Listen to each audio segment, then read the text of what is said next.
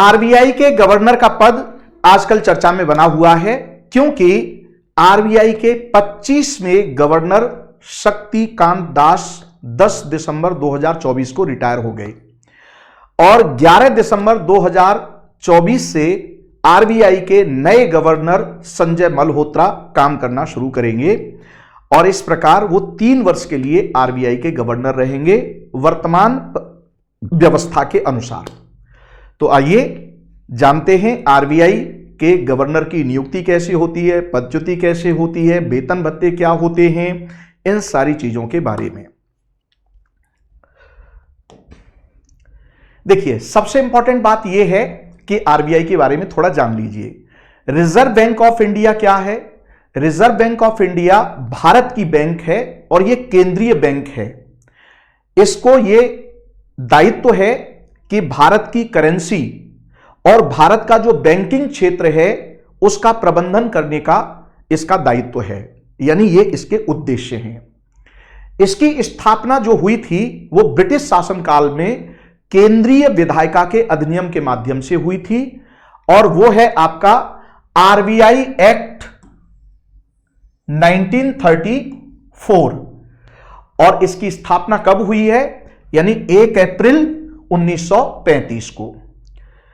आरंभ में यह एक प्राइवेट बैंक हुआ करती थी ब्रिटिश शासनकाल में, लेकिन 15 अगस्त 1947 को जब भारत आजाद हो गया और उस समय भारत के लिए संविधान का निर्माण कर रही थी संविधान सभा, तो संविधान सभा को ही भारत में जब तक संविधान बनकर के लागू नहीं हो जाता है तब तक उसे कानून बनाने का अधिकार भी दिया गया था भारत स्वतंत्रता अधिनियम 1947 के तहत। तो उसी संविधान सभा ने विधायिका के रूप में एक कानून पारित किया 1 जनवरी 1949 को और इसका राष्ट्रीयकरण कर दिया। यानी 1 जनवरी 1949 को आरबीआई का राष्ट्रीयकरण कर दिया। यानी पहले प्राइवेट थी, प्राइवेट है तभी तो राष्ट्रीय, और राष्ट्रीयकरण का मतलब यह हुआ कि भारत सरकार ने अब इस पर स्वामित्व हो गया। अगर वर्तमान में आपसे यह पूछा जाए कि आरबीआई का मालिक कौन है तो आप कहेंगे भारत सरकार। यह मालिकाना हक कब आया? तो 1 जनवरी 1949 को। आपसे यह भी प्रश्न किया जाता है कि आरबीआई का राष्ट्रीयकरण कब हुआ था, तो राष्ट्रीयकरण का मतलब क्या है। आशा करता हूं यह चीज समझ में आ गई होगी। अब आगे बढ़िए।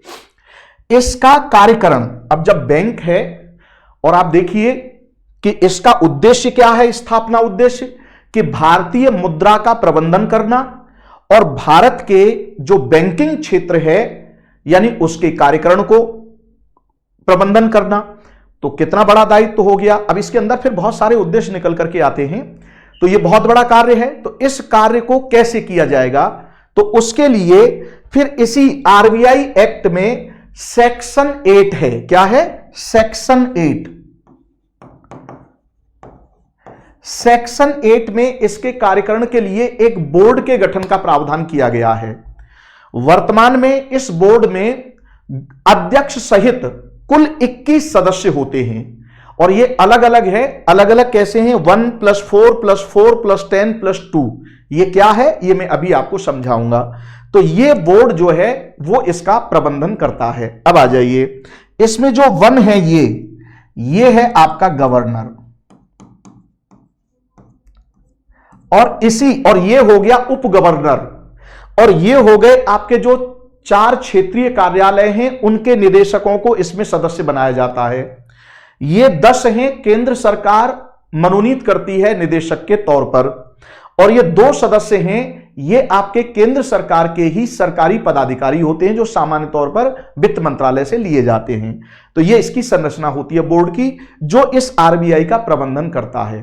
तो आरबीआई का गवर्नर बहुत महत्वपूर्ण है क्योंकि ये इसका अध्यक्ष होता है।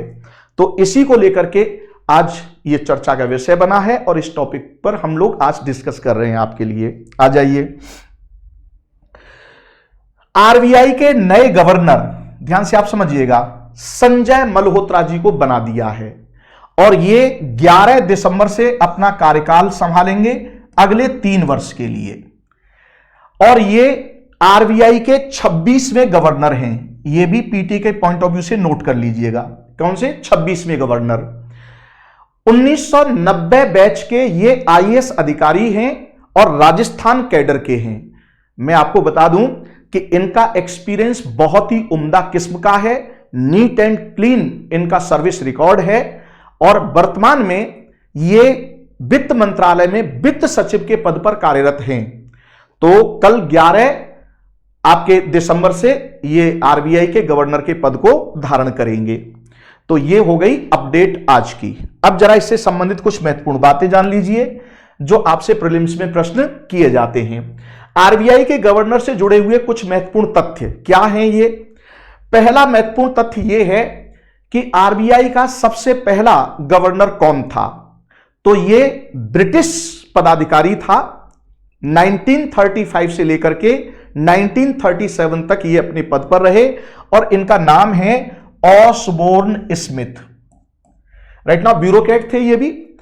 1 अप्रैल 1935 से आपके 30 जून 1937 तक इन्होंने पद संभाला था। इनके बाद भी ब्रैड टेलर को आरबीआई का गवर्नर बनाया गया था, वो भी सरकारी पदाधिकारी थे। तो अब यहां पर दो बात जान लीजिए कि आरबीआई के इन 26 में, अब 26वां हो गया, इनमें से 2 गवर्नर ब्रिटिश रहे हैं, पहला और दूसरा। नोट कर लीजिएगा पीटी के पॉइंट ऑफ व्यू से। जैसे ही तीसरे गवर्नर नियुक्त हुए तो तीसरे गवर्नर से अब भारतीयों की नियुक्ति होना शुरू हो गया। तो ध्यान से आप समझिएगा, सबसे पहले भारतीय आरबीआई गवर्नर कौन थे? तो सीडी देशमुख, इनका पूरा नाम है चिंतामन द्वारकानाथ देशमुख। और ये भी क्या थे? ये भी उस समय एक आईसीएस अधिकारी थे, आईसीएस अधिकारी थे। ये पहले भारतीय गवर्नर हैं आरबीआई के। इन्होंने कार्यकाल क्या रहा इनका? 11 अगस्त 1943 से लेकर के 30 जून 1949 तक ये इसके गवर्नर रहे। अब आपसे प्रीलिम्स में यह भी क्वेश्चन पूछा जाता है कि जब आरबीआई का राष्ट्रीयकरण हुआ था तो उस समय गवर्नर कौन थे? तो ध्यान दीजिएगा, उस समय बीआर राव का भी नाम होगा और सीडी देशमुख का भी होगा। तो आपको सीडी देशमुख को निशान लगाना है। क्यों? क्योंकि 30 जून 1949 तक था और 1 जनवरी 1949 को राष्ट्रीयकरण हुआ था। अच्छा, ये 1 जुलाई से आए थे। कौन? बीआर राव। और बीआर राव के बारे में एक विशेष बात और जान लीजिए कि ये इनका कार्यकाल सबसे अधिक रहा है। अभी इन 26 में तो अब कार्यकाल संभालेंगे, लेकिन अब तक सबसे ज्यादा आरबीआई गवर्नर का कार्यकाल जिसका रहा है वो है आपका बीआर राव, यानी बेनेगल रामा राव। इन्होंने कब से कब? 1 जुलाई 1949 से लेकर के 14 जनवरी 1957 तक इन्होंने काम किया था, लगभग 7.5 वर्ष। कितना? 7.5 वर्ष। आ जाइए, अगला फैक्ट क्या है? तो अब यह भी जानना होगा कि आरबीआई का कार्यकाल संभालने वाले सबसे कम कार्यकाल किसका रहा? तो सबसे कम कार्यकाल रहा है अमिताभ घोष का। और यह अमिताभ घोष मात्र 20 दिन आरबीआई के गवर्नर रहे हैं, 20 डेज मात्र। अधिकतम 7.5 और न्यूनतम कितना हो गया? 20 दिन। ध्यान से आप समझिए, कब से कब तक? ये 15 जनवरी से लेकर के 4 फरवरी 1985 तक रहे थे। ठीक है, 85 में ही। अब आ जाइए, आरबीआई का वह गवर्नर जिसका सेकंड लार्जेस्ट टेन्योर रहा है। तो सेकंड लार्जेस्ट टेन्योर रहा है शक्तिकांत दास का, जो कि 25 में है। 12 दिसंबर 2018 को नियुक्त हुए थे। 3 साल पूरे हुए तो फिर 3 साल एक्सटेंड कर दिया गया और अभी ये 10 दिसंबर 2024 को रिटायर हो गए। तो ये इनका लगभग 6 वर्ष हो गई इनको। ठीक है, आ जाइए। अब अगला पॉइंट क्या है? आरबीआई गवर्नर की नियुक्ति कैसे होती है? अब सबसे पहले यह जानना जरूरी है। तो आरबीआई गवर्नर की नियुक्ति केंद्रीय मंत्रिमंडल, केंद्र का जो मंत्रिमंडल है उसके अंदर एक नियुक्ति समिति होती है। उस नियुक्ति समिति के अध्यक्ष होते हैं प्रधानमंत्री। तो केंद्र सरकार पर जितने भी सुपर लेवल की अपॉइंटमेंट्स होती हैं उनको यही समिति फाइनल करती है। तो यह समिति फाइनल कर देती है और कि भाई कौन गवर्नर होगा और उसकी रिकमेंडेशन किसके पास पहुंच जाती है? राष्ट्रपति के पास। और राष्ट्रपति को केंद्रीय मंत्रिमंडल के परामर्श के अनुसार काम करना ही पड़ता है। क्यों? क्योंकि आर्टिकल 74 की धारा 1 कहती है कि राष्ट्रपति मंत्रिपरिषद के परामर्श के अनुसार ही कार्य करेंगे। एक बार पुनर्विचार की उन्हें अधिकार है। तो यानी ये पूरा अधिकार किसके पास है? केंद्र सरकार के पास। अच्छा, एक्ट में भी लिखा हुआ है कि केंद्र सरकार नियुक्ति करेगी, लेकिन केंद्र सरकार कैसे नियुक्ति करेगी उसका प्रोसीजर ये है। ठीक है, अब किस व्यक्ति को नियुक्त किया जाएगा? तो देखिए, एक्ट में इसकी बात नहीं कही गई है, ध्यान दीजिएगा। आरबीआई एक्ट 1934 में यह प्रोविजन नहीं है कि किसको आप नियुक्त करेंगे, इसे सरकार डिसाइड करेगी। तो सरकार ने जो डिसाइड किया है बोर्ड से मिलकर के, वो वर्तमान स्थिति यह है कि ऐसे व्यक्ति को आरबीआई का गवर्नर नियुक्त करेगी केंद्र सरकार जो भारत का नागरिक हो, कम से कम 40 साल की आयु पूरी कर चुका हो, किंतु 60 वर्ष से अधिक की आयु न हो, 40 से 60 वर्ष की। बैंक और जो वित्तीय संस्थान हैं उनमें उसको कम से कम 20 वर्ष का एक्सपीरियंस होना चाहिए। कितने का? 20 वर्ष का। अरे भाई, ये बहुत इंपॉर्टेंट है, ये 20 इयर्स का एक्सपीरियंस। और ये जो एक्सपीरियंस है ये छोटा मोटा नहीं, यानी ये बैंक और वित्तीय सेक्टर है ना, इसमें टॉप लेवल पर इसने काम किया हो। क्यों? क्योंकि भारतीय मुद्रा का प्रबंधन करना इसका काम है और बैंकिंग सेक्टर का एज अ होल, पूरे भारत के बैंकिंग सेक्टर का प्रबंधन करना है।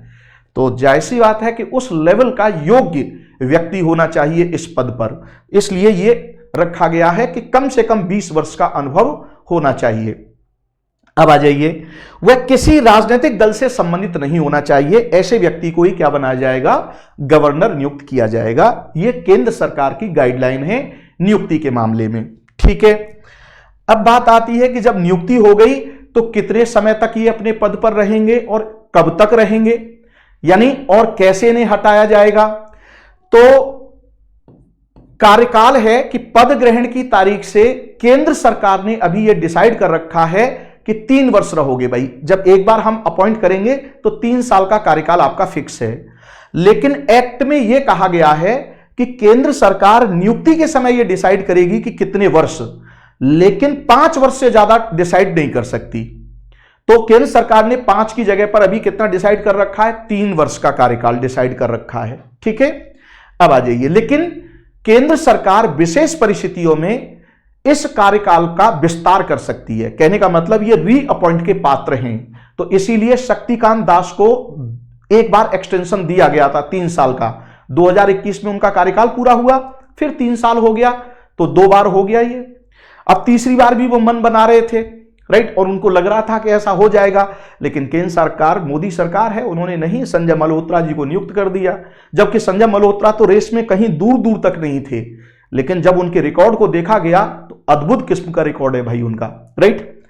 आ जाइए, ये हो गया केंद्रीय मंत्रिमंडल की सिफारिश पर। अब ध्यान से आप समझिएगा कि यह है, इससे पहले अगर सरकार को लगता है कि यह आदमी ठीक काम नहीं कर रहा है तो केंद्रीय मंत्रिमंडल उसे पदच्युत भी कर सकता है और उसकी रिकमेंडेशन पर राष्ट्रपति उसे पदच्युत कर देगा। ठीक है, अच्छा, स्वयं आरबीआई गवर्नर अगर चाहे तो रिजाइन देकर के पदमुक्त हो सकता है। तो यह पदमुक्त होने की 2 कंडीशन है, यानी राष्ट्रपति, मंत्रिमंडल यानी केंद्र सरकार उसे बर्खास्त भी कर सकती है और इस बर्खास्तगी के लिए आप कोर्ट में नहीं जा सकते, रिमेंबर दिस थिंग।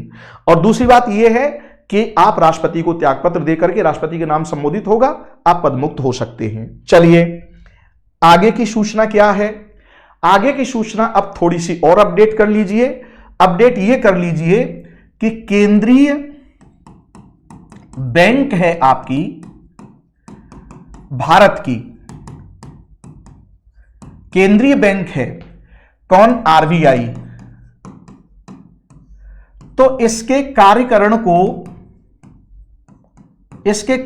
का प्रबंधन कौन करता है? तो इसके कार्यकरण का प्रबंधन करता है आपका आरबीआई बोर्ड।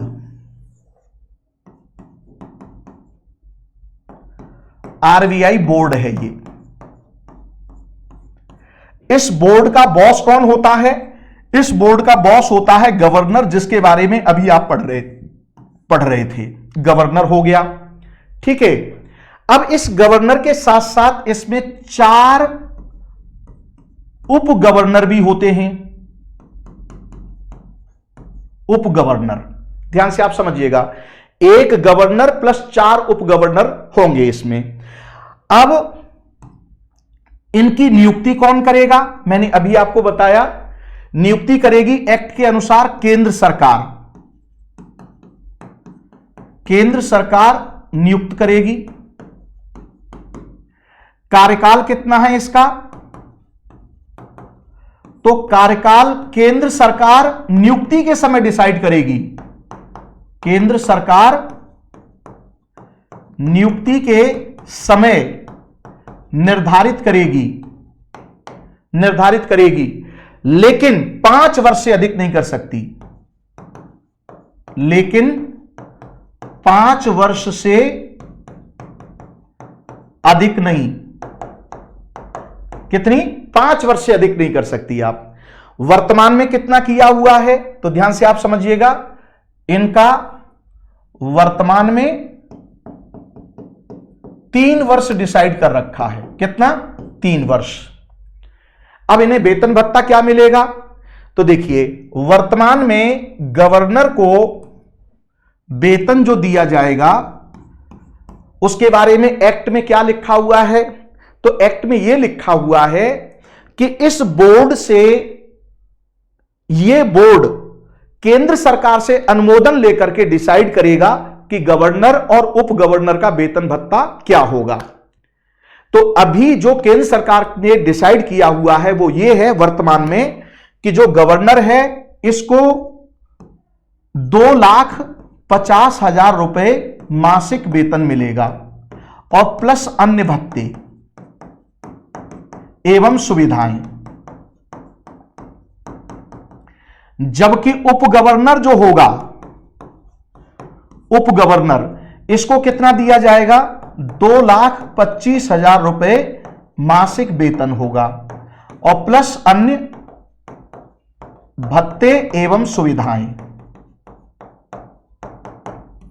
यह है गवर्नर और उप गवर्नरों के वेतन भत्ते।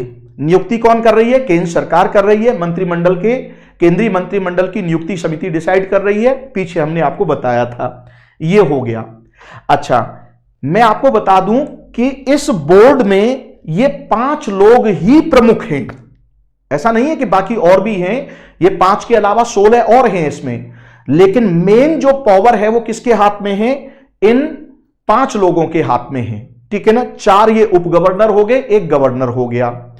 तो इनको क्या कहा गया है? ध्यान से आप समझिएगा, यानी गवर्नर और उप गवर्नर,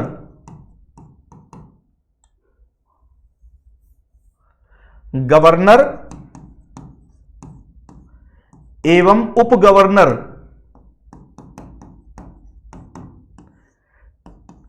ये क्या है कि पूर्णकालिक कार्यकरण, पूर्णतः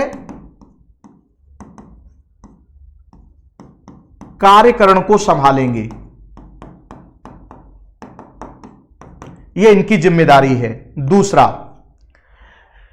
कि अगर गवर्नर है, गवर्नर किसी वजह से मीटिंग में शामिल नहीं हो पा रहा है, तो गवर्नर को यह अधिकार है कि इन 4 उप गवर्नरों में से किसी एक को ऑथराइज कर देगा। और ऑथराइज क्या करेगा? कि जिसे वो ऑथराइज करेगा वही अध्यक्षता करेगा और इस गवर्नर की ओर से मीटिंग में मतदान भी करेगा। तो इसका मतलब यह हुआ कि गवर्नर ने अपनी अनुपस्थिति में जिसे ऑथराइज किया है इनमें से, वो अध्यक्षता करने के साथ साथ गवर्नर की ओर से वोट भी देगा। तो 2 वोट देगा, एक वो स्वयं का वोट देगा और दूसरा किसकी ओर से वोट देगा? गवर्नर की ओर से। Is it clear? तो गवर्नर अगर अनुपस्थित होता है तो गवर्नर द्वारा निर्धारित उप गवर्नर अध्यक्षता करेगा और प्लस वोट देगा। किसकी ओर से वोट देगा? गवर्नर की ओर से वोट देगा और अपना वोट भी देगा। तो ये इसकी कार्यकरण को लेकर के ये टॉप, इस टॉप बॉडी में भी ये टॉप है। आप ऐसे समझिए जैसे मंत्री परिषद हो गई और मंत्री परिषद के अंदर कैबिनेट हो गई। तो यानी आरबीआई बोर्ड में, ये आरबीआई बोर्ड एक तरह से मंत्री परिषद जैसा हो गया और इसमें गवर्नर की हैसियत प्रधानमंत्री जैसी हो गई, और ये बाकी के मंत्री हैं, लेकिन कैबिनेट स्तर के मंत्री समझने के लिए ये 4 कैबिनेट मंत्री हो गए। आप ऐसे समझिए, ठीक है ना, आपको समझाने के पॉइंट ऑफ व्यू से बता रहा हूं। तो ये मेन बॉडी आपकी ये है, इस बॉडी के अंदर इससे संबंधित बातें ये क्लियर हो गई। अच्छा, अब इसमें अन्य सदस्य क्या हैं, अब जरा अन्य सदस्यों के बारे में आ जाइए। तो अभी हमने क्या पढ़ लिया, 1+4, ये क्लियर हो गया आपका, यानी ये गवर्नर हो गया, ये गवर्नर हो गया, और ये क्या हो गया, उप गवर्नर। अब इसके अलावा क्या है, 4 क्षेत्रीय कार्यालयों से, क्षेत्रीय कार्यालयों से मनोनीत किए जाएंगे, किसके द्वारा, केंद्र सरकार द्वारा। इनका कार्यकाल क्या होगा, तो इनके कार्यकाल का मैटर ही नहीं निकल करके आ रहा है, क्योंकि इनकी तो नियुक्ति क्षेत्रीय कार्यालय में निदेशक के तौर पर हुई है, जो आरबीआई के क्षेत्रीय कार्यालय है चारों। तो वहां का जो बॉस है उसी को इसका क्या बना दिया जाता है, नियुक्त कर दिया जाता है। तो जब तक वहां है तब तक यहां है, वहां आपका कार्यकाल पूरा हुआ तो यहां भी आपका कार्यकाल पूरा हुआ, तो इनके कार्यकाल की बात नहीं की जाएगी, ठीक है। तो 1+4+4 हो गए। अब आएंगे 10 सदस्य, यानी 10 निदेशक मनोनीत करेगा कौन, केंद्र सरकार। और जब ये मनोनीत किए जाएंगे ये 10 सदस्य, ध्यान से आप समझिएगा, तो इनके बारे में क्या है कि इनका कार्यकाल 4 वर्ष होगा एक बार में। लेकिन ध्यान से एक और बात समझनी है कि एक पुनः नियुक्ति की जा सकती है, कितने, 4 वर्ष के लिए, फिर पुनः, लेकिन तीसरी बार नियुक्ति नहीं हो सकती। इसका मतलब यह हुआ कि ये मैक्सिमम 8 वर्ष तक इसमें रह सकते हैं, लगातार भी रह सकते हैं और ब्रेक करके रह सकते हैं। जैसे 4 साल आपने, एक बार आप हो गए, फिर दोबारा आपको नियुक्त नहीं किया, हो सकता है बाद में फिर सरकार का मन बना तो फिर आपको नियुक्त कर सकती है। तो ये इनके बारे में हो गया, ठीक है। इसके अलावा अब कौन है आपके, यानी 1 और 4 5 हो गए, 5 और 4 9 हो गए, 9 और 10 19 हो गए। अब आ जाइए 2, ये 2 सदस्य कौन होते हैं, सरकारी अधिकारी। ये सरकारी अधिकारी कहां से होते हैं, वित्त मंत्रालय के सचिवों में से ही इनको नियुक्त किया जाता है, ठीक है। तो इनका कार्यकाल क्या है, इनका कार्यकाल सरकार की इच्छा पर, ध्यान से आप समझिए, जब तक सरकार चाहेगी तब तक, पहली बात। दूसरी बात क्या है, इन्हें वोट देने का अधिकार नहीं होता है, वोट देने का अधिकार नहीं होता है। यह हो गई ये बॉडी कंप्लीट 21 की। अब ध्यान से आप समझिएगा, बोर्ड की बैठक, बोर्ड की बैठक 1 वर्ष में कम से कम कितनी होनी चाहिए, कम से कम 6 बार होनी चाहिए। प्रत्येक क्वार्टर में, प्रत्येक क्वार्टर में एक मीटिंग होनी चाहिए, होनी चाहिए। और जब यह मीटिंग होगी तो इसमें क्या फैसला लिया जाएगा, करेंसी के प्रबंधन को लेकर के और देश के बैंकिंग सेक्टर के प्रबंधन को लेकर के, यह इसमें फैसला लेकर के गाइडलाइन जारी की जाएगी। इसी की एक समिति भी होती है राइट नाउ, जो आपके, ध्यान से आप समझिएगा, जो मॉनेटरी पॉलिसी को डिसाइड करती है, यानी मॉनेटरी पॉलिसी कमिटी भी होती है 6 सदस्यीय। तो उस पर फिर कभी चर्चा करेंगे आरबीआई के बारे में। लेकिन आज चूंकि इस बोर्ड का बॉस जो है नियुक्त हुआ है केंद्र सरकार द्वारा, कल से वो अपना पद धारण करेंगे, तो इस बोर्ड को यहां पर कंप्लीट करना मुझे लगा कि आपके लिए जरूरी था। बाकी फिर आरबीआई पर फिर कभी विस्तार से चर्चा होगी। आज इतना ही, अब मुझे आप इजाजत दीजिए।